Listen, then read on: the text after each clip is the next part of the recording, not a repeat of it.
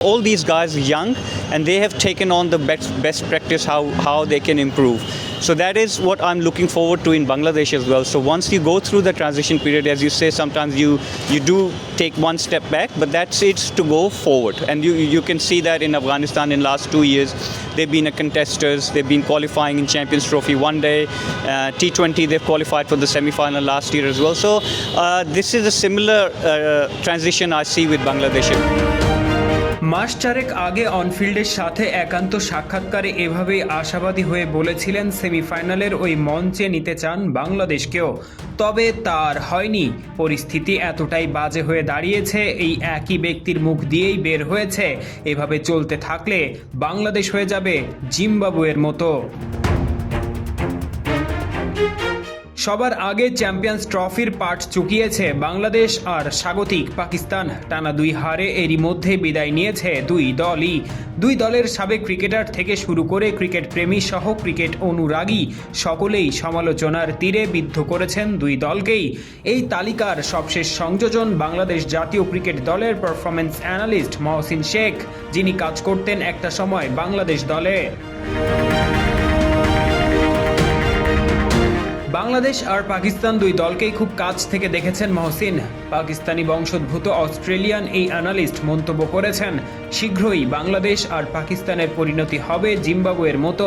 এই মন্তব্যের পিছনে তিনি দাঁড় করিয়েছেন 7টি কারণ। দেশ জুড়ে তোলপাড়, ওয়ালটন ফ্রিজ কিনে আপনিও হয়ে যেতে পারেন মিলেনিয়ার। ফেসবুকে নিজের টাইমলাইনে মহসিন লিখেছেন, 2025 চ্যাম্পিয়ন্স ট্রফিতে বাংলাদেশ আর পাকিস্তানের মধ্যে রয়েছে সাদৃশ্য। 1 নম্বর মিলের জায়গা হচ্ছে দুই দলের টিম সিলেকশনই দুর্বল, দ্বিতীয়ত দুই দলের ম্যানেজমেন্টই দুর্বল, তৃতীয়ত মেধার অপর্যাপ্ত ব্যবহার, চতুর্থত কোনো জবাবদিহিতাই নেই। 5 নম্বরে বলেছেন, অদক্ষ মানুষরা নিচ্ছেন গুরুত্বপূর্ণ সব সিদ্ধান্ত এবং তাদেরকেও আনা হয় না জবাবদিহিতার আওতায়। ষষ্ঠ ঘরোয়া ক্রিকেটে বেহাল দশা, আর এটা ঠিক করার কোনো আলামত নেই। শেষে তিনি বলেছেন, ভুল ক্ষেত্রগুলোই অগ্রাধিকার পাচ্ছে।